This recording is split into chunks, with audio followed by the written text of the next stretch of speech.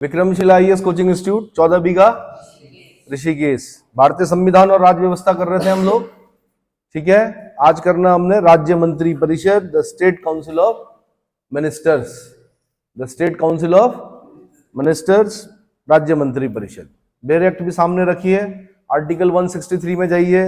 Article 163 भारतीय संविधान का आर्टिकल 163 के तहत राज्य मंत्री परिषद को बंद किया गया है। क्या कहा गया 163 में? जिन बातों में इस संविधान द्वारा या इसके अधीन राज्यपाल से यह अपेक्षित है कि वह अपने कृत्यों या उनमें से किसी का अपने विवेकानुसार कार्य करे, उन बातों को छोड़कर राज्यपाल को अपने कृत्यों का प्रयोग करने में सहायता और सलाह देने के लिए क्या होगी? एक मंत्री परिषद होगी, जिसका प्रधान कौन होगा? मुख्यमंत्री होगा। मुख्यमंत्री होगा, जिसका प्रधान कौन होगा? मुख्यमंत्री होगा। इसका मतलब ये है, ये कहना चाह रहा है कि राज्यपाल जहां पर अपने वैवेकीय शक्तियों का प्रयोग करता है, उनको छोड़कर, अपनी वैवेकीय शक्तियों का प्रयोग करता है जब राज्यपाल, उन चीजों को छोड़कर बाकी में राज्यपाल को अपने कृत्यों का प्रयोग करने में सहायता और सलाह देने के लिए क्या होगी? मंत्री परिषद होगी, जिसका प्रधान मुख्यमंत्री होगा, ठीक है। तो आर्टिकल 163 उन बातों को छोड़कर बता दिया मैंने आपको। मंत्री परिषद का प्रमुख कार्य राज्यपाल को उसके कार्य निर्वहन में सहायता और सलाह देना है, किंतु राज्यपाल को मंत्रियों ने कब और क्या सलाह दी, इस प्रश्न पर किसी न्यायालय में जांच नहीं की जाएगी। किसी न्यायालय में जांच नहीं की जाएगी। मंत्री परिषद के सदस्य राज्यपाल के प्रसाद पर्यंत पद धारण करते हैं।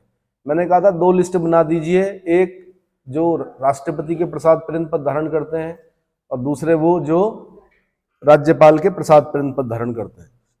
दूसरा थोड़ा सा एक चीज और समझाऊंगा यहाँ पर कि मंत्री परिषद और मंत्रिमंडल, मंत्री परिषद और मंत्रिमंडल, तो मंत्रिमंडल किनसे मिलकर बना होता है? कैबिनेट मंत्रियों से मिलकर बना होता है। किनसे?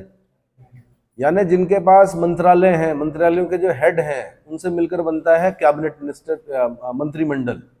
और मंत्रिमंडल, राज्य मंत्री और उप मंत्री, इन 3 से मिलकर बनता है मंत्री परिषद, council of ministers. Council of ministers का आकार बड़ा होता है, लेकिन शक्तियां जो होती हैं किसकी? मंत्रिमंडल की ज्यादा होती है। क्लियर हो गया? तो जहां पर मैं मंत्रिमंडल बोलूंगा, मंत्री परिषद बोलूंगा, तो वहां पे आपने डिफरेंशिएट करना है दोनों को, ठीक है। राज्य की कार्यपालिका शक्ति का विस्तार आर्टिकल 162 इसमें दिया गया है, आर्टिकल 162 में दिया गया है। इस संविधान के उपबंध के अधीन रहते हुए किसी राज्य की कार्यपालिका शक्ति का विस्तार उन विषयों पर होगा जिनके संबंध में उस राज्य के विधानमंडल को विधि बनाने की शक्ति है। राज्य की कार्यपालिका शक्ति का विस्तार कहां तक होता है? आर्टिकल 162 बताता है कि राज्य की कार्यपालिका शक्ति का विस्तार इस संविधान के उपबंधों के अधीन रहते हुए किसी राज्य की कार्यपालिका शक्ति का विस्तार उन विषयों पर होगा जिनके संबंध में उस राज्य के विधानमंडल, विधानमंडल मतलब लेजिस्लेचर, विधानमंडल को विधि बनाने की शक्ति हो, ठीक है। परंतु जिस विषय के संबंध में राज्य के विधानमंडल और संसद को विधि बनाने की शक्ति है, उनमें राज्य की कार्यपालिका शक्ति इस संविधान द्वारा या संसद द्वारा बनाई गई किसी विधि द्वारा संघ या उसके प्राधिकारियों को अभिव्यक्त रूप से प्रदत्त कार्यपालिका शक्ति के अधीन और उससे परिसीमित होगी। आपने अगर थोड़ा सा ध्यान दें तो लिस्ट में पढ़ा होगा आपने, union list, state list, concurrent list, है ना। कॉन्करेंट लिस्ट में मैंने कहा दोनों कानून बना सकते हैं, पर राज्य द्वारा बनाया गया कानून और केंद्र द्वारा बनाया गया कानून आपस में अगर क्या होते हैं? टकरा जाते हैं, या है ना, कॉन्ट्रडिक्शन हो जाता है, तो क्या होगा? जो आपका संसद द्वारा बनाया गया कानून होगा वो मान्य होगा। क्लियर हो गया? ठीक है। तो इस संविधान के उपबंध के अधीन रहते हुए किसी राज्य की कार्यपालिका शक्ति का विस्तार उन विषयों पर होगा जिनके संबंध में उस राज्य के विधानमंडल को विधि बनाने की शक्ति है। अब है राज्य मंत्री परिषद का गठन। राज्य मंत्री परिषद का गठन, composition of the state council of ministers. तो मुख्यमंत्री की नियुक्ति सबसे पहले, मुख्यमंत्री की नियुक्ति राज्य मंत्री परिषद के गठन का प्रथम चरण है। मुख्यमंत्री की नियुक्ति राज्य मंत्री परिषद के गठन का प्रथम चरण है। आर्टिकल 164(1) कहां पे जाना है आपने? 164(1) में कहा गया है कि मुख्यमंत्री की नियुक्ति राज्यपाल करेगा और अन्य मंत्रियों की नियुक्ति राज्यपाल मुख्यमंत्री की सलाह पर करेगा। जैसे वहां पे पढ़ा था हमने कि प्रधानमंत्री की नियुक्ति कौन करता है? जो बहुमत प्राप्त दल का नेता होता है उसकी नियुक्ति प्रधानमंत्री के रूप में कौन करता है? राष्ट्रपति करता है। अन्य मंत्री की नियुक्ति कौन करता है? प्रधानमंत्री की सलाह पर राष्ट्रपति करता है। वैसे ही यहाँ पर क्या है? राज्यपाल है। यहाँ पे क्या है? राज्यपाल। ठीक है, तो राज्यपाल क्या करता है? सबसे पहले मुख्यमंत्री की नियुक्ति करता है और अन्य मंत्रियों की नियुक्ति मुख्यमंत्री की सलाह पर करता है। ठीक है, इस संबंध में सुस्थापित परंपरा यह है कि राज्यपाल द्वारा राज्य के विधानसभा के बहुमत प्राप्त दल के नेता को मुख्यमंत्री पद पर नियुक्त किया जाता है। बहुमत प्राप्त दल का नेता मतलब जैसे भाई यहाँ पर 70 सीटें उत्तराखंड में, ठीक है। अब किसी के पास अगर 35+1, किसी दल के पास अगर क्या हो गया 35+1 आ गया तो वो बहुमत प्राप्त दल हो गया, यानी 36 सीटें आ गई, 37, 38, 40, 50 जितने भी है, तो बहुमत प्राप्त का दल हो गया। और बहुमत प्राप्त दल का एक नेता होगा जिसको कि क्या किया जाता है? मुख्यमंत्री। या कभी कभी क्या होता है कि जब बिखरा हुआ मैंडेट मिलता है तो बहुत सारे दल मिलकर क्या करते हैं? गठबंधन वाली सरकार बनाते हैं। जैसे माना बीजेपी है, उत्तराखंड क्रांति दल है, कुछ क्या है आपके जो किसी पार्टी से चुनाव नहीं लड़ते हैं, इंडिपेंडेंट जो कैंडिडेट्स होते हैं, उनको मिलाकर अगर सरकार बन रही है तो उसमें भी तो एक नेता होगा, उसको राज्यपाल क्या करता है? नियुक्त करता है। इतना समझ में आ गया। लेकिन यदि किसी एक दल को स्पष्ट बहुमत प्राप्त ना हो, तो बहुमत प्राप्त दल या विभिन्न दलों का कोई निश्चित नेता ना हो, तो राज्यपाल मुख्यमंत्री की नियुक्ति में अपने विवेक का प्रयोग कर सकता है। क्या करता है? विवेक का प्रयोग कर सकता है। ये वैवेक की शक्तियों में आता है राज्यपाल की। ठीक है। अन्य मंत्रियों की नियुक्ति, appointment of the other ministers, अन्य मंत्रियों की नियुक्ति राज्यपाल मुख्यमंत्री की मंत्रणा पर करता है। किसकी? मुख्यमंत्री की मंत्रणा पर करता है। अपने पद की शपथ लेने के पश्चात मुख्यमंत्री अन्य मंत्रियों के नामों तथा उनके विभागों की सूची राज्यपाल को दे देता है। ठीक, राज्यपाल साधारणतः उस सूची पर अपनी स्वीकृति प्रदान कर देता है। 91वां संविधान संशोधन अधिनियम 2003, very important, 91st constitutional amendment act 2003, 91वें संविधान संशोधन अधिनियम 2003 द्वारा राज्य मंत्री परिषद में मंत्रियों की अधिकतम संख्या मुख्यमंत्री सहित विधानसभा की कुल सदस्य संख्या का 15% नियत किया गया है। कितना? यानी मंत्री परिषद का आकार कितना होगा? मंत्री परिषद में मंत्रियों की अधिकतम संख्या कितनी होगी? तो मंत्री परिषद में मंत्रियों की अधिकतम संख्या उस राज्य की विधानसभा, माना उत्तराखंड को ले रहे हैं हम, किसको ले रहे हैं? तो 70 सीटें हैं, 70 का 15% निकालिए, कितना होता है? 70 का 15% निकालिए। पहले तो बिना पेन चलाइए कीजिए, बोलिए। हाँ जी, 10 पॉइंट लगभग 11, लगभग। तो मुख्यमंत्री सहित कितने हो सकते हैं? 11। अब देखो दिल्ली है, जैसे अब दिल्ली में पढ़ेंगे हम, लेकिन वहां पे 7 ही होती है। कितनी होती है? मुख्यमंत्री सहित कितने मिनिस्टर्स होते हैं वहां पे? 7। एक बार चेक कर लेना, वैसे यूटीज में आ जाएगा वो, लेकिन मैं बता रहा हूं। ठीक है। अच्छा, 15% नियत किया गया। विधानसभा की कम सदस्य संख्या वाले छोटे राज्यों के लिए अधिकतम 12 मंत्रियों का प्रावधान इस संवैधानिक संशोधन में किया गया। कितना? 12। विधानसभा की कम सदस्य संख्या वाले छोटे राज्यों के लिए अधिकतम 12 मंत्रियों का प्रावधान इस संविधान संशोधन में किया गया है। आपने 70% का 70 का 15% निकाला, सही है बिल्कुल जो बताया आपने। हाँ, ठीक है। तो जो छोटे राज्य होंगे वहां पर अधिकतम कितने हो सकते हैं भाई? 12 मंत्री हो सकते हैं मुख्यमंत्री सही। क्लियर हो गया? ठीक है। मंत्रियों की योग्यता, मंत्रियों की योग्यता। मंत्री परिषद के सभी सदस्यों के लिए आवश्यक है कि वे विधानमंडल के किसी सदन के सदस्य हों, विधानमंडल के किसी सदन के सदस्य हों। परंतु मुख्यमंत्री किसी ऐसे व्यक्ति को मंत्री परिषद में शामिल कर सकता है जो विधानमंडल का सदस्य नहीं है, किंतु शर्त यह है कि उसे 6 माह के भीतर विधानमंडल की सदस्यता प्राप्त करनी आवश्यक है। ऐसा करने में असफल रहने पर मंत्री पद छोड़ना पड़ता है तथा पुनः उसे मंत्री नहीं बनाया जा सकता। देखो, माना विधानसभा का इलेक्शन हुआ, ठीक है, क्या हुआ? अब विधानसभा में 36 सीटों पर कोई पार्टी आ गई, उत्तराखंड की बात कर रहा हूं, 36 सीटें किसी ने ली और क्या हो गया? सरकार बन गई उनकी। अब उनको लगा कि इनको मंत्री बनाना चाहिए। किनको? इन्होंने इलेक्शन नहीं लड़ा था, कुछ नहीं, सामान्य अपनी तैयारी कर रहे थे, लेकिन माना ऐसा लगा उन्हें, बहुमत प्राप्त दल का जो नेता है मुख्यमंत्री, उसको लगा कि इन्हें मंत्री बनाना चाहिए, तो इन्हें मंत्री बनाया जा सकता है। ये मंत्री बनेंगे, 6 महीने के अंदर इन्हें इलेक्शन जीतना पड़ेगा। अगर ये इलेक्शन जीत गए तो मंत्री रहेंगे 5 साल तक, और अगर नहीं जीते तो फिर बाहर, और फिर दोबारा इनको मंत्री नहीं बनाया जा सकता। क्लियर हो गया? अब आप इलेक्शन कैसे जीतोगे? आपके लिए उसी पार्टी जिन्होंने आपको यहां से ले गए, जो सत्ता में है, उनमें से एक आदमी आपके लिए सीट छोड़ेगा। क्या करेगा? फिर वहां पे इलेक्शन होंगे, इस पार्टी जो सत्ता में है उसकी तरफ से आप इलेक्शन लड़ोगे, उधर से विपक्षी पार्टियां भी क्या करेंगी? इलेक्शन लड़ेंगी। वो अपना पूरा दम लगाएंगी आपको हराने में, और आपको भी क्या करना है? आपकी पार्टी भी आपके लिए पूरा साम दाम दंड भेद सब लगाकर आपको जितवाएगी, क्योंकि इज्जत का प्रश्न हो जाता है। कई बार तो ऐसा होता है कि मुख्यमंत्री भी जो होते हैं उनको भी क्या बना दिया, बाद में क्या किया जाता है? इलेक्शन 6 महीने के अंदर क्या किया जाता है? भाई कोई सांसद है, उनको बोल दिया कि भाई ये मुख्यमंत्री है वो आपके उत्तराखंड के, तो वो तो सांसद थे ना, लेकिन उनको तो विधानमंडल के किसी एक सदन का सदस्य होना चाहिए था। समझ में आया? तो उनके लिए एक उनकी पार्टी का एक व्यक्ति क्या करेगा? सीट छोड़ेगा, फिर वो इलेक्शन लड़ेंगे, 6 महीने के अंदर जीतेंगे। अब बात अगर मुख्यमंत्री की है तो फिर तो पूरा झुका जाता है वहां पर पार्टी के द्वारा। क्लियर हो गया? अच्छा, एक चीज और होती है, हमारे यहाँ तो विधान परिषद नहीं है, लेकिन जिन राज्यों में विधान परिषद होती है, कई बार माना क्या, माना पिताजी बहुत बड़े नेता हैं, क्या है? पिताजी जो है बहुत बड़े नेता हैं, बेटे के अंदर उतनी योग्यता नहीं है पिताजी जैसी, लेकिन अब भाई विरासत में तो पॉलिटिक्स तो देनी है, अब उसको क्या करना है?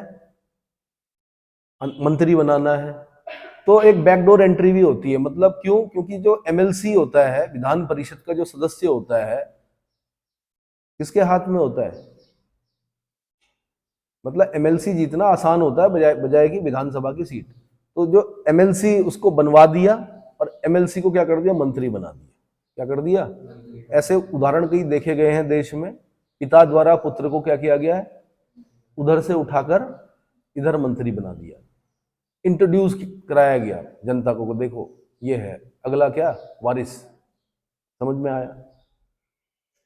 मंत्रियों द्वारा शपथ ग्रहण, ओथ बाय द मिनिस्टर्स। मुख्यमंत्री सहित मंत्री परिषद के सभी सदस्यों को पद ग्रहण से पूर्व राज्यपाल द्वारा शपथ दिलाई जाती है। किसके द्वारा? राज्यपाल द्वारा शपथ दिलाई जाती है। सभी मंत्रियों को 2 प्रकार की शपथ लेनी होती है। पहली पद की शपथ लेते हैं वो, किसकी? पहली पद की शपथ लेते हैं, दूसरी गोपनीयता की शपथ लेते हैं। किसकी? गोपनीयता की शपथ लेते हैं। शपथ का प्रारूप कहां दे रखा है? ओथ एंड अफर्मेशन, तीसरी अनुसूची। तीसरी अनुसूची में 12 अनुसूचियां टोटल है, उसमें तीसरी अनुसूची में क्या है? ओथ एंड अफर्मेशन, यानी क्या शपथ और प्रतिज्ञा के प्रारूप दे रखे हैं वहां पर। तो विधानसभा के लोग जो मंत्री होंगे वो कैसी शपथ लेंगे? वो कहाँ है? तीसरी अनुसूची में। क्लियर हो गया? अब मंत्रियों की श्रेणी, कैटेगरी ऑफ मिनिस्टर्स। राज्य मंत्री परिषद में भी मंत्रियों की 3 श्रेणी होती है। एक होता है कैबिनेट मिनिस्टर, हिंदी में कबीना मंत्री बोलते हैं उनको। क्या बोलते हैं? कबीना मंत्री बोलते हैं कैबिनेट मिनिस्टर्स को, या मंत्रिमंडल के सदस्य, या जितनी भी बैठकें होती हैं, आपने सुना होगा कैबिनेट की बैठक है, आज ये फैसले होने हैं, तो कैबिनेट मतलब एक मुख्यमंत्री और उनके जो मंत्री हैं सारे, वो बैठते हैं। समझ में आ गया? दूसरे तरह के जो मंत्री होते हैं वो राज्य मंत्री होते हैं। इनको कैबिनेट की बैठकों में नहीं बिठाया जाता, पर अगर कोई विशेष मुद्दा हो, उसकी जरूरत हो, तो हो सकता है कि एक बार के लिए आमंत्रित करके बिठा सकते हैं, बट वैसे जनरली बिठाते नहीं है। उपमंत्री, तीसरे तरह के जो मंत्री होते हैं वो उपमंत्री होते हैं। क्या होते हैं? इन तीनों को मिलकर बनती है क्या? मंत्री परिषद। क्या बनती है? ठीक है जी। कैबिनेट मंत्री प्रथम कोटि के मंत्री होते हैं। क्या है जी? मंत्री जी। क्या है? मंत्री जी। और कभी किसी मंत्री जी को विधायक बोल के देखना, आप नाराज हो जाएंगे एकदम से। क्या हो जाएंगे? जो मंत्री होते हैं उन्हें मंत्री जी बोलना है। क्या बोलना है? भाई अलग अलग विभाग होते हैं ना, कोई वित्त मंत्री होता है, कोई वन मंत्री होता है, तो अलग अलग जो विभाग बटे हुए हैं, तो आपने जब उनको बोलना है तो आपने मंत्री जी बोलना है। क्या बोलना है? नहीं तो क्या, कहीं अगर आपने बोल दिया विधायक जी, गड़बड़ हो जाएगा ना। डीएम को डीएम साहब बोलोगे ना। अगर डीएम साहब को अगर आप क्या बोलोगे? एसडीएम साहब, तो क्या हो जाएगा? हाँ, जेल तो नहीं होगी। ये तो वही हुआ ना कि गांव में एक बालिका गई, बुजुर्ग बैठे हुए थे, सबसे आशीर्वाद लिया कि मैं एसडीएम बन गई हूँ। क्या बन गई हूँ? तो सभी ने कहा बिटिया थोड़ा और पढ़ लेते तो पटवारी बन जाती। क्या बन जाती? क्योंकि वो जो बुजुर्ग हैं उन लोगों के लिए पटवारी ही सबसे बड़ा क्या माना जाता है? अधिकारी। उन्होंने पटवारी देखा। चलो, कैबिनेट मंत्री के बाद राज्य मंत्री आते हैं। ये मंत्री दो प्रकार के कार्य करते हैं यथा कुछ राज्य मंत्री जो होते हैं स्वतंत्र रूप से विभाग को संभालते हैं। कुछ राज्य मंत्री स्वतंत्र रूप से विभाग को संभालते हैं और कुछ किसी कैबिनेट मंत्री की सहायता करते हैं। स्वतंत्र प्रभार, स्वतंत्र रूप से विभाग को संभालते हैं और कुछ किसी कैबिनेट मंत्री की सहायता करते हैं। राज्य मंत्री मंत्रिमंडल का सदस्य नहीं होता है, ना ही उपमंत्री होता है। मंत्रिमंडल में सिर्फ कौन होंगे? कैबिनेट स्तर के मंत्री होंगे। राज्य मंत्री के बाद उपमंत्री आते हैं। इन्हें स्वतंत्र रूप से कोई विभाग नहीं दिया जाता है। उपमंत्री जिस कैबिनेट मंत्री या राज्य मंत्री से संबद्ध रहते हैं वे उसी मंत्री के सहायक के रूप में कार्य करते हैं। क्या करते हैं? सहायक के रूप में कार्य करते हैं। मंत्री परिषद, कैबिनेट मंत्री, राज्य मंत्री, उपमंत्री, इन सब का सामूहिक नाम है। जबकि मंत्रिमंडल केवल प्रथम कोटि वाले मंत्रियों यानी कैबिनेट मिनिस्टर्स का समूह है। आकार में मंत्री परिषद बड़ी होती है और मंत्रिमंडल छोटा, परंतु महत्व की दृष्टि से मंत्रिमंडल बड़ा होता है क्योंकि वही शासन की नीतियों का संचालन करता है। क्या करता है? शासन की नीतियों का संचालन करता है। अब है मंत्री परिषद का कार्यकाल। मंत्री परिषद का term of office of council of ministers. मंत्री परिषद का कार्यकाल विधानसभा के विश्वास पर निर्भर करता है। सामान्य तौर पर मंत्री परिषद का अधिकतम कार्यकाल विधानसभा के कार्यकाल जितना यानी 5 वर्ष, यानी 5 वर्ष तक हो सकता है। व्यक्तिगत रूप से किसी मंत्री का कार्यकाल मुख्यमंत्री के उसके विश्वास पर निर्भर करता है। देखो भाई, जब तक 36 सीटें हैं उत्तराखंड में तब तक सरकार बैठेगी, जब तक सरकार रहेगी तब तक मंत्री भी रहेंगे। विश्वास खत्म, मंत्री पद भी खत्म। एक तरीका तो यह है मंत्री पद से बाहर होने का। दूसरा तरीका यह है कि मुख्यमंत्री जी को नाराज कर दिया आपने। क्या कर दिया? जो मुख्य प्रधान है, मतलब मुख्यमंत्री जी हैं, वो आपसे नाराज हो गया आपके किसी काम से, पार्टी को नुकसान हो रहा, आपने अपनी छवि खराब कर दी, कुछ ऐसे बयान दे दिए आप जिसकी वजह से क्या हो गए, क्या बोलते हो आप लोग, ट्रोल हो गए बहुत ज्यादा है। हाँ, ट्रोल हो गए आप बहुत ज्यादा। ठीक है, ये आपने ऐसा बयान दे दिया जिसकी वजह से क्या हो गया कि गड़बड़ हो गई, तो मुख्यमंत्री जी आपको क्या कर देंगे, राज्यपाल जी के पास नाम भेजेंगे, बोलेंगे इनको यहां से हटाइए और इनकी जगह पर इनको रखिए, अब दूसरे व्यक्ति को। ठीक है। सामूहिक उत्तरदायित्व, भाई सामूहिक उत्तरदायित्व बोलते हैं कलेक्टिव रिस्पॉन्सिबिलिटी। मंत्री परिषद सामूहिक रूप से विधानसभा के प्रति उत्तरदायी होती है। किसके प्रति? किस आर्टिकल में लिखा हुआ, किस में लिखा हुआ भाई बताओ। हाँ जी, 160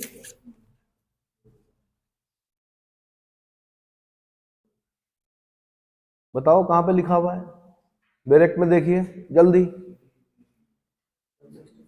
164 क्या लिखा हुआ? 164 का सेकंड में पूरा बोला करो। हाँ, 164 के सेकंड में लिखा हुआ है कि मंत्री परिषद राज्य की विधानसभा यानी निम्न सदन के प्रति सामूहिक रूप से उत्तरदायी होगी। क्या होगी?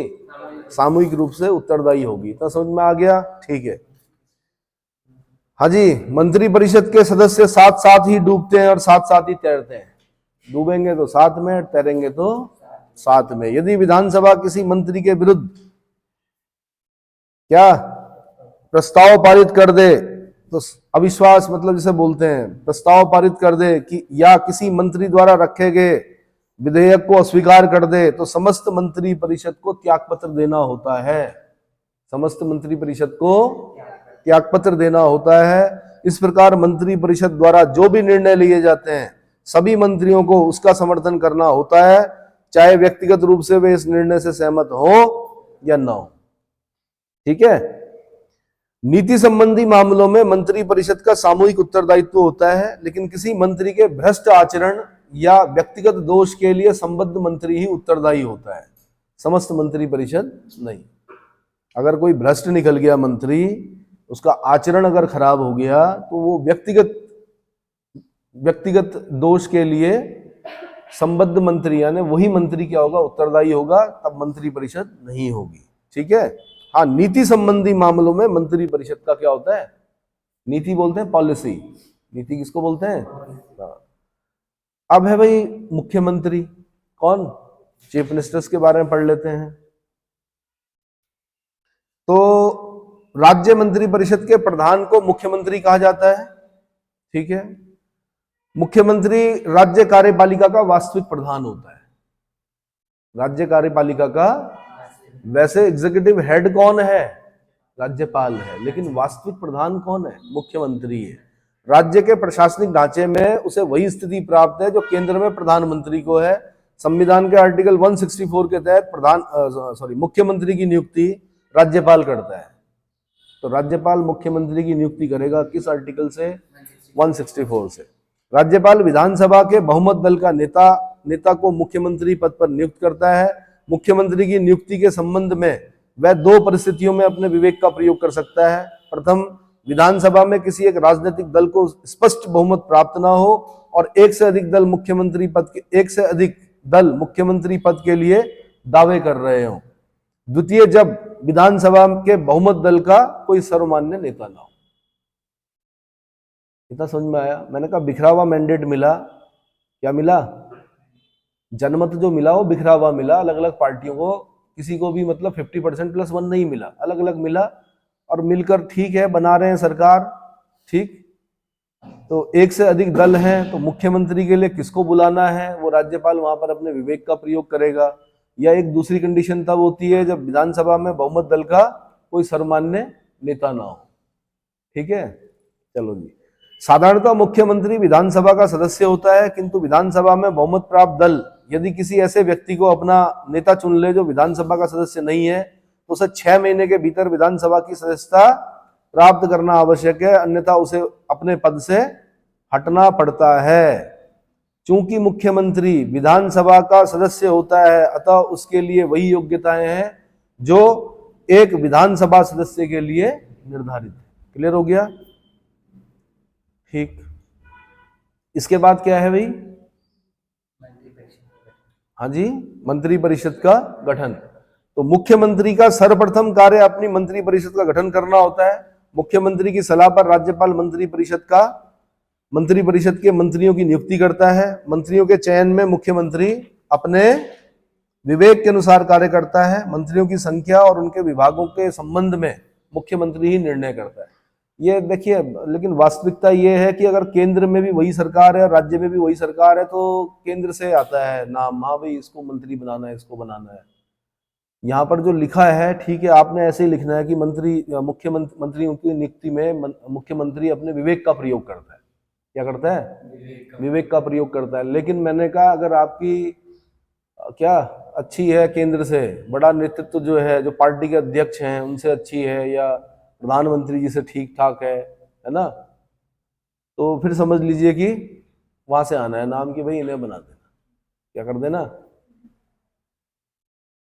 मंत्रियों की संख्या और उसके विभागों के संबंध में मुख्यमंत्री ही निर्णय करता है। वह जो विभाग स्वयं अपने पास रखना चाहे रख सकता है, शेष विभागों को विभिन्न मंत्रियों के सुपुर्द कर देता है। वह जब चाहे मंत्रियों के विभागों में फेरबदल कर सकता है। इस संबंध में मुख्यमंत्री के निर्णय को चुनौती नहीं दी जा सकती। ये नहीं कि माना मैं मुख्यमंत्री हूं, मैंने इन्हें बना दिया। क्या क्या बनना चाहते हो आप? हाँ? अरे भाई अभी फिलहाल मैं बोल रहा हूँ कौन सा मंत्री बनना चाहते हो आप राज्य में? चलो वित्त मंत्री बना दिया मैंने इन्हें, ठीक है, और कुछ समय बाद मैंने इन्हें हटा दिया। मैंने कहा ये सही नहीं है। वित्त पर किसी महिला का क्या होना चाहिए? अधिकार होना चाहिए, क्योंकि महिला को जब वित्त सौंपा जाता है तो वो ज्यादा अच्छे से चलाती है, जैसे घर चलाती हैं महिलाएं। तो मैंने कहा भाई ये, और आपका ईगो हर्ट हो गया। आपने कहा ऐसे कैसे जी, मैं तो वित्त मंत्री था। तो मैंने कहा नहीं भाई, अब जो है वो क्या है, एक महिला बनेंगी राज्य में वित्त मंत्री, और इस संबंध में मुख्यमंत्री के निर्णय को चुनौती नहीं दी जा सकती। समझ में आ गया? ठीक है, तो आपको क्या करना है, चुपचाप अपना पद छोड़ना है और नारी शक्ति को क्या करना है, देना है। समझ में आ गया? हाँ, बिल्कुल, महिला सशक्तिकरण में भूमिका निभानी। मध्यस्थ की भूमिका, हाँ जी, मुख्यमंत्री मंत्री परिषद तथा राज्यपाल के बीच की कड़ी का कार्य करता है।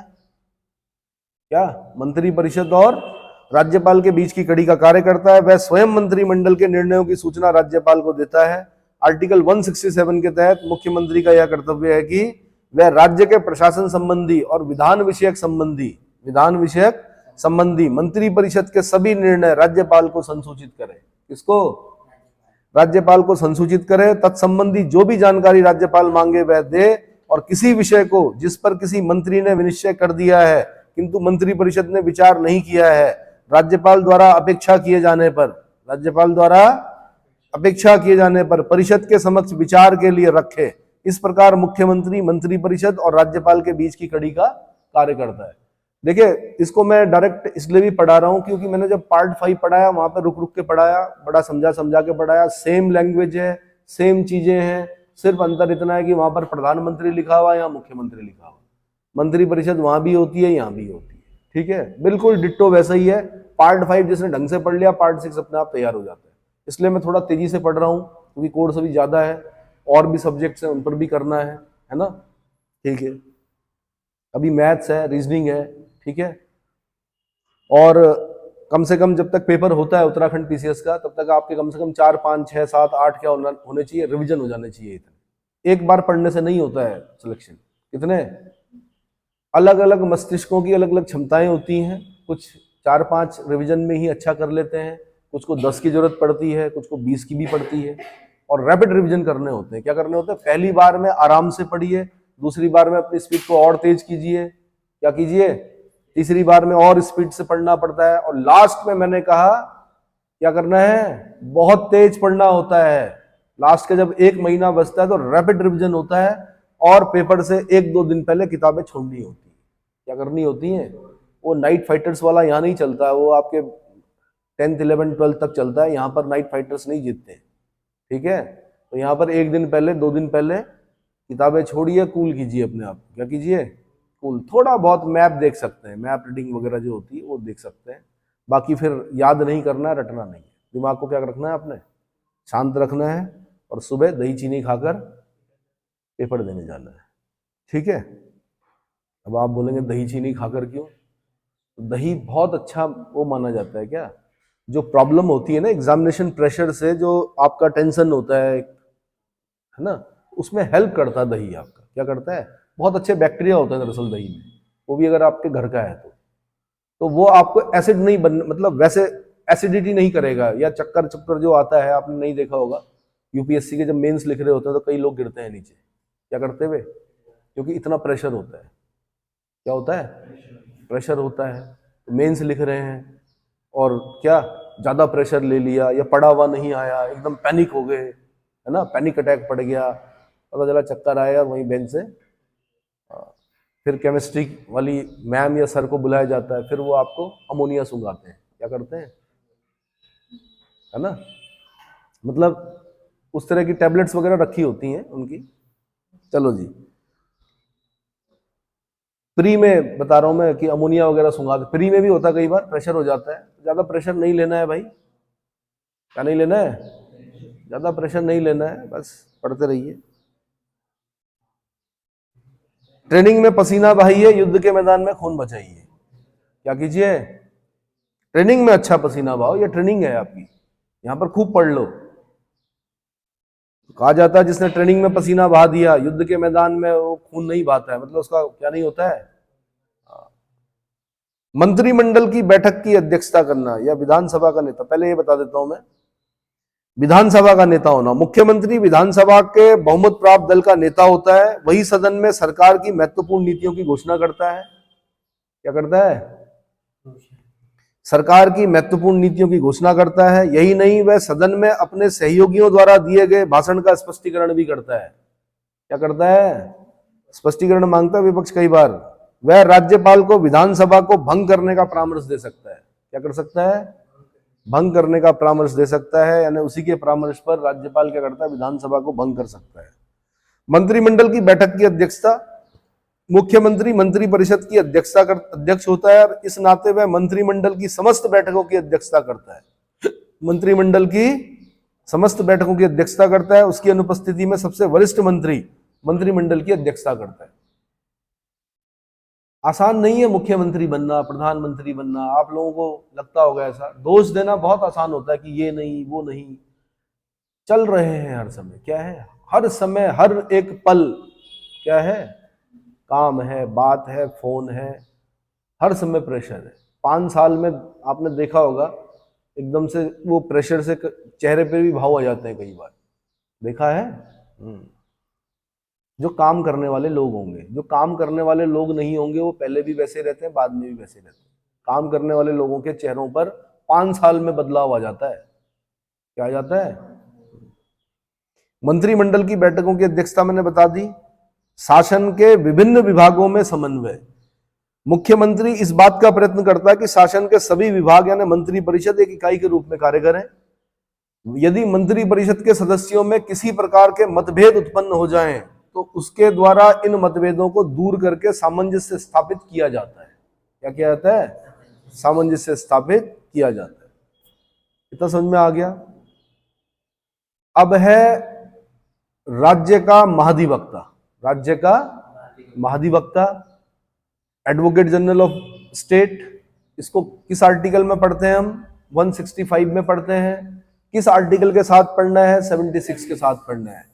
जैसे देश का प्रथम विधिक अधिकारी महान्यायवादी होता है, अटॉर्नी जनरल होता है आर्टिकल 76 में, वैसे ही राज्य का प्रथम विधिक अधिकारी कौन होता है?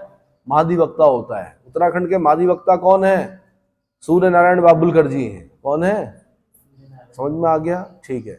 जिस प्रकार संविधान द्वारा भारत सरकार को विधिक लीगल मामलों में सलाह देने के लिए आर्टिकल 76 के तहत भारत के महान्यायवादी यानी अटॉर्नी जनरल ऑफ इंडिया का प्रावधान किया गया है, ठीक उसी प्रकार राज्य को विधिक सहायता देने के लिए, विधिक सलाह देने के लिए आर्टिकल 165 में महाधिवक्ता यानी एडवोकेट जनरल नामक प्राधिकारी का प्रावधान किया गया है। महाधिवक्ता राज्य का सर्वोच्च विधिक अधिकारी होता है। कई बार तो इतना ही क्वेश्चन आ जाता है कि देश का प्रथम सर्वोच्च विधिक अधिकारी कौन है? Attorney general. और राज्य का सर्वोच्च विधिक अधिकारी कौन है? महाधिवक्ता। क्लियर हो गया? राज्यपाल किसी ऐसे व्यक्ति को जो उच्च न्यायालय का न्यायाधीश नियुक्त होने की योग्यता रखता हो संबंधित राज्य का महाधिवक्ता नियुक्त कर सकता है। देखो, जब हम अटॉर्नी जनरल पढ़ रहे थे वहां पे हमने पढ़ा था कि राष्ट्रपति उच्चतम न्यायालय का न्यायाधीश होने की योग्यता रखने वाले किसी व्यक्ति को क्या कर सकता है? अटॉर्नी जनरल नियुक्त कर सकता है। लेकिन यहाँ पे हम क्या पढ़ रहे हैं? उच्च न्यायालय। वहां पढ़ा था हमने सुप्रीम कोर्ट, यहाँ पे क्या पढ़ रहे हैं? High court. तो राज्यपाल किसी ऐसे व्यक्ति को जो उच्च न्यायालय का न्यायाधीश नियुक्त होने की योग्यता रखता है संबंधित राज्य का महाधिवक्ता नियुक्त कर सकता है। आर्टिकल 217(3) जब हम जाएंगे, जब हाई कोर्ट्स पढ़ रहे होंगे तो 217(3) के अनुसार कोई व्यक्ति किसी उच्च न्यायालय का न्यायाधीश नियुक्त किए जाने के योग्य तभी होता है जब वो भारत का नागरिक हो। क्या हो? भारत का नागरिक हो, कम से कम 10 वर्ष तक न्यायिक पद धारण किया हो। क्या किया हो? 10 वर्ष तक न्यायिक पद धारण किया हो, या कम से कम 10 वर्ष तक किसी उच्च न्यायालय में अधिवक्ता यानी वकील, एडवोकेट, अधिवक्ता के रूप में कार्य किया हो। अब ध्यान रखना, उच्च न्यायालय में 10-10 है, दोनों चीजें क्या है? 10-10। लेकिन जब सुप्रीम कोर्ट पढ़ रहे होते हैं हम तो वहां पर क्या है? 10 और 5 है शायद। चेक कीजिए। उच्चतम न्यायालय के न्यायाधीश होने की योग्यता पढ़िए, कौन से आर्टिकल में है? हाँ जी, 124 के बाद जाइए भाई। 124 में पढ़ा था सुप्रीम कोर्ट हमने। हाँ जी, तो 124 में हमने कहीं पर पढ़ा था ऐसे कि भारत का उच्चतम न्यायालय का न्यायाधीश होने के लिए क्या योग्यताएं हैं? बताइए भाई, कई योग्यताएं पढ़ी थी हमने। 5 साल तक तो कम से कम 5 साल तक। किस आर्टिकल में? 124 के 3 में। हाँ, ऐसे करके बताया करें। 124 के 3 में कोई व्यक्ति उच्चतम न्यायालय का न्यायाधीश के रूप में नियुक्त के लिए तभी अरित होगा। उच्चतम न्यायालय बोल रहा हूं यहाँ पे मैं, सुप्रीम कोर्ट, ध्यान रखना। तो जब वह क्या हो? भारत का नागरिक हो, किसी उच्च न्यायालय का या ऐसे 2 या 2 से अधिक न्यायालयों का लगातार कम से कम 5 वर्ष तक न्यायाधीश रहा हो। यहां पर जो है वो 5 वर्ष तक न्यायाधीश, क्या, और कम से कम किसी उच्च न्यायालय का या ऐसे 2 या अधिक न्यायालयों का लगातार कम से कम 10 वर्ष तक अधिवक्ता रहा हो। तो मैंने कहा जो सुप्रीम कोर्ट में न्यायाधीश की योग्यता वो 5 या 10 है, जबकि हाई कोर्ट में जब हम पढ़ते हैं तो क्या है, 10-10 है। दोनों चीजें क्या हैं, अरे भाई 217 में जाइए, वहां पर दोनों जगह क्या मिलेगा आपको, 10 वर्ष 10 वर्ष। क्लियर हो गया, यानी 10 वर्ष तक न्यायिक पद धारण किया हो। यहां पर ये नहीं बोला हुआ कि हाई कोर्ट में न्यायिक पद धारण किया हो, यहाँ पे ये बोला हुआ है न्यायिक पद धारण किया हो, यानी डिस्ट्रिक्ट मजिस्ट्रेट रहा हो, है ना, समझ में आ रहा है। और 10 वर्ष तक किसी उच्च न्यायालय में अधिवक्ता रहा हो। कहां पे रहो, उच्च न्यायालय में अधिवक्ता रहा हो। महाधिवक्ता राज्यपाल के प्रसाद पर्यंत पद धारण करता है। भाई लिस्ट में जोड़ दीजिए कि महाधिवक्ता, जैसे वहां पे अटॉर्नी जनरल राष्ट्रपति के प्रसाद पर्यंत पद धारण करता है, वैसे ही यहाँ पर महाधिवक्ता राज्यपाल के प्रसाद पर्यंत पद धारण करता है during the pleasure of the governor, अर्थात उसकी पदावधि नियत नहीं है तथा ऐसा पारिश्रमिक प्राप्त करता है जो राज्यपाल द्वारा अवधारित किया जाए। अटॉर्नी जनरल का पारिश्रमिक राष्ट्रपति अवधारित करता है, जबकि एडवोकेट जनरल का पारिश्रमिक समझ रहे हो, वेतन भत्ते जो भी हैं, वो राज्यपाल अवधारित करता है। कौन करता है? इन छोटी छोटी चीजों को याद कर लीजिए, यही पेपर में आपको क्या करती हैं, कंफ्यूज करती हैं। महाधिवक्ता का प्रमुख कार्य विधि संबंधी ऐसे सब विषयों पर राज्य सरकार को परामर्श देना है जिन पर राज्यपाल उससे क्या मांगे, परामर्श मांगे। ठीक है। इसके अतिरिक्त उसका कार्य कानून से संबंधित उन सब कार्यों में करना भी है जो राज्यपाल समय समय पर उसे सौंपे या जिसे पूरा करने का दायित्व संविधान या किसी अन्य विधि द्वारा उसे सौंपा जाए। उत्तराखंड सरकार पर जो भी केस होंगे उसकी जो पैरवी करेंगे वो कौन करेंगे? महाधिवक्ता करेंगे। कौन करेंगे? महाधिवक्ता करेंगे। ठीक है। और भारत सरकार पर जो केस होंगे उनकी पैरवी कौन करेंगे? महाधिवक्ता करेंगे। अब ऐसा भी नहीं है कि सारे केसों ही करेंगे, महाधिवक्ता के भी सबऑर्डिनेट्स होते हैं, फिर उनको भी महाधिवक्ता ही कहा जाता है। क्रिमिनल के अलग होंगे, सिविल के अलग होंगे, अलग अलग जो महाधिवक्ता का ऑफिस होता है। ऐसे अटॉर्नी जनरल अकेले थोड़े इतने सारे केस हैंडल कर सकते हैं, उनके साथ टीम होती है पूरी। ठीक है। सॉलिसिटर जनरल होते हैं। कौन होते हैं अटॉर्नी जनरल के साथ? सॉलिसिटर जनरल भी होते हैं। समझ में आ रहा है? चलो जी, महाधिवक्ता को राज्य विधानमंडल की कार्यवाहियों में भाग लेने और बोलने का अधिकार है। यहां ध्यान रखना, विधानमंडल क्या बोला मैंने? वहां पर हमने पढ़ा था संसद, यहां पे हम पढ़ रहे विधानमंडल। तो महाधिवक्ता को राज्य विधानमंडल की कार्यवाहियों में भाग लेने और बोलने का अधिकार है, किंतु मतदान का अधिकार नहीं है। मतदान का अधिकार क्यों नहीं है? क्योंकि वो सदस्य नहीं है। अधिकार दिया है बोलने का, ठीक है, लेकिन मतदान का अधिकार नहीं दिया गया। आर्टिकल 177 में पढ़ेंगे हम। ये कहां पढ़ेंगे? 177। उसे राज्य के किसी भी न्यायालय में सुनवाई का अधिकार प्राप्त है। राज्य के किसी भी न्यायालय में सुनवाई का अधिकार प्राप्त है। राज्य का महाधिवक्ता राज्य सरकार के विरुद्ध न्यायालय में आने वाले मामलों में सरकार की ओर से पक्ष रखता है। वह स्वतंत्र रूप से भी गैर सरकारी मुकदमे लड़ सकता है, लेकिन जिन मामलों पर वह सरकार को सलाह दिया है उन मामलों में वह सरकार के विरुद्ध खड़ा नहीं हो सकता। समझ में आया? इसके साथ साथ राज्य सरकार की अनुमति के बिना वह किसी आपराधिक मामले में अभियुक्त के पक्ष से न्यायालय में नहीं खड़ा हो सकता और ना ही किसी निजी कंपनी के निदेशक का पद धारण कर सकता है। उत्तर प्रदेश की वर्तमान जो महाधिवक्ता है वो कौन है? श्रीमान अजय कुमार मिश्रा जी। वहां के महाधिवक्ता कौन है? और उत्तराखंड के कौन है? सूर्यनारायण बाबुलकर जी। तक क्लियर हो गया? ठीक है। अब इसके बाद अगले लेक्चर में बताऊंगा राज्य विधानमंडल, स्टेट लेजिस्लेचर। ठीक है।